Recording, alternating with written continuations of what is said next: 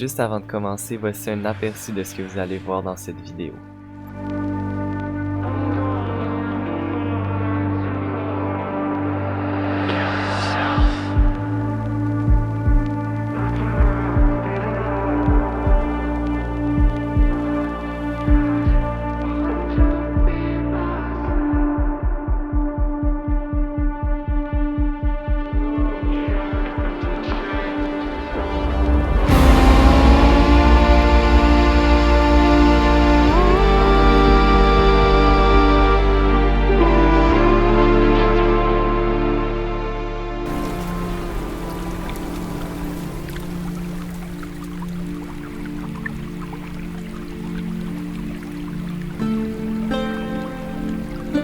Aujourd'hui, vous l'avez vu, on n'est pas dans Minecraft. J'avais envie de vous amener à l'aventure avec moi dans la belle région du Saguenay-Lac-Saint-Jean. Et pour ça, je vous emmène dans la belle ville de l'Abbé faire une petite partie du sentier Eucher. Ce que vous voyez ici justement, c'est ce qu'on appelle la baie des AA. C'est pour ça que le village autour s'appelle la baie. Et puis là, je suis en train de zoomer sur la croix. C'est notre destination finale pour aujourd'hui. Elle est tout petite, elle est toute mini au loin. C'est sûr qu'on la voit pas très bien, mais c'est là qu'on s'en va. Et puis sur le chemin, il y a plein de choses qui nous attendent. On a plusieurs ruines, des beaux paysages, et pour terminer, des vestiges des premiers colons qui sont arrivés dans la région. Dès l'entrée du chemin, il y avait une carte et j'ai remarqué que le chemin s'en allait beaucoup plus loin que ce que je pensais. Mais je vais juste faire une petite partie aujourd'hui. C'est trop mignon, je viens juste d'arriver puis il y a déjà plein de petits ponts avec un petit ruisseau. C'est bien beau tout ça, mais cette vidéo-là, c'est faite pour vous apprendre des choses. Donc, on va commencer par l'environnement dans lequel on est. En ce moment, je me situe dans l'anse à Benjamin. Une anse située dans la baie des AA, comme je vous l'ai dit tantôt. Mais la baie des AA, c'est une baie qui part d'un grand fjord, le fjord du Saguenay. Là, je vois que je m'approche d'une pancarte, fait que je vais continuer de vous parler du Saguenay après. Vous pouvez faire pause si vous voulez lire la pancarte, mais je vais vous faire un petit résumé. Dans le fond, elle explique qui est-ce qui est arrivé en premier dans l'anse à Benjamin, qui s'est installé sur le territoire ici. Et puis, dans le fond, c'est une famille. Cette famille-là a décidé de faire une scierie et un écorceur.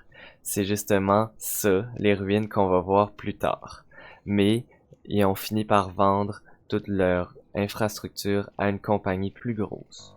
J'ai marché à peine quelques mètres que j'arrive déjà sur des façades rocheuses dans lesquelles des ancrages de métal sont disposés. C'est pas clair à 100% l'utilité de ces anneaux de métal, il y a même des espèces de clous de métal aussi, mais on sait que c'est fait pour être très robuste. C'est pour ça que c'est enfoncé dans la pierre. Et ça l'a très probablement servi pour amarrer des bateaux, vu leur proximité avec la baie. Continue à marcher sur le sentier, et puis j'arrive à un point d'observation. C'est le tout premier que je vois. Et à côté de ce point-là, justement, on a ces énormes clous de métal, qui ont très certainement eu une utilité extrêmement similaire aux anneaux que je vous ai montrés précédemment.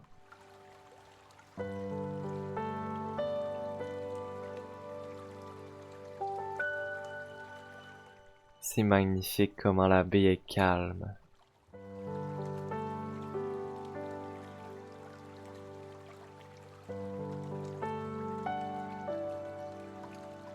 Je me remets sur le chemin et puis je commence à voir les premiers vestiges que j'attendais.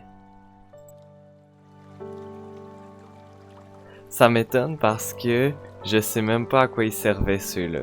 J'ai beau chercher, on n'a pas de preuves tangibles, on n'est pas certain de quel bâtiment était situé à cet endroit-là. Une chose est sûre, je trouve ça vraiment beau, la mousse sur les piliers, ça a son charme.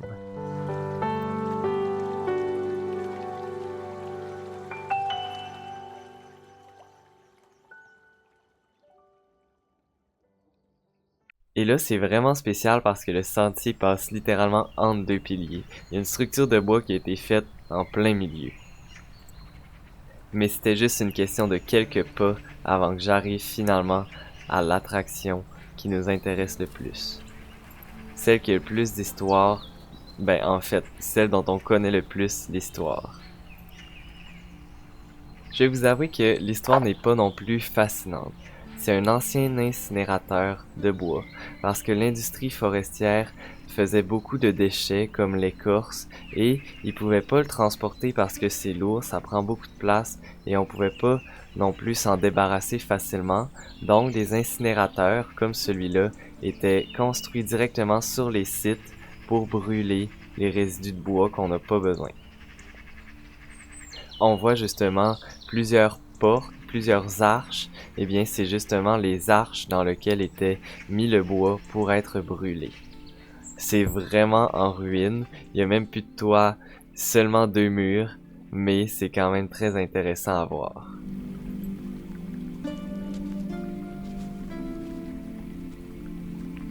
Je laisse les ruines derrière moi et je continue la marche dans le climat subarctique.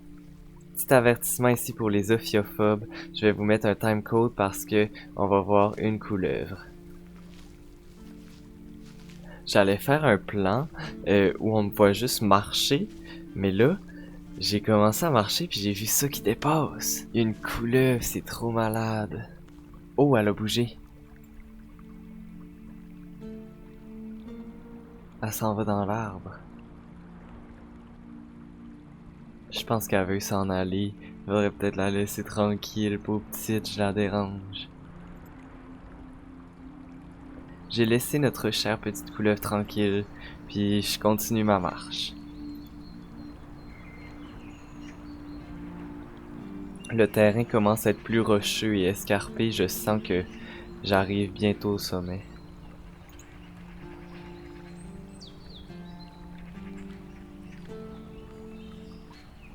Et là, je vois que j'approche d'un autre observatoire.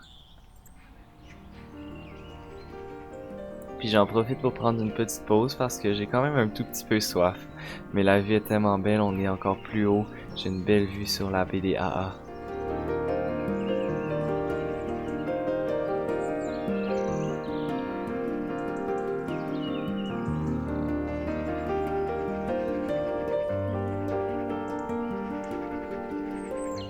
Après ma toute petite pause, je suis déjà prêt à repartir.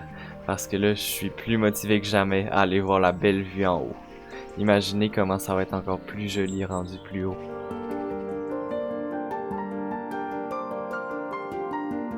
Et c'est là que je vais reprendre ma petite discussion sur l'environnement qu'on a autour d'ici. Je vous ai dit que la baie des AA est connectée avec le fjord du Saguenay. Si vous savez pas c'est quoi un fjord, c'est dans le fond une rivière qui a été creusée par les glaciers. Donc il y a beaucoup de falaises aux alentours de ces rivières-là.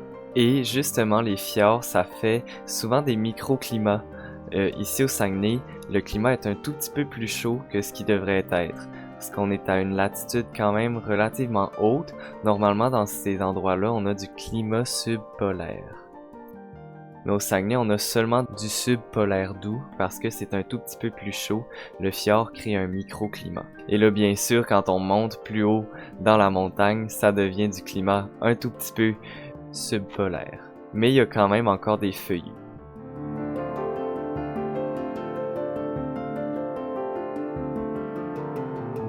Et là, vous l'avez sûrement vu, mais on est plus haut là. On arrive bientôt en haut, à la fin de notre petite excursion. Oui, je vois la croix, elle est juste là.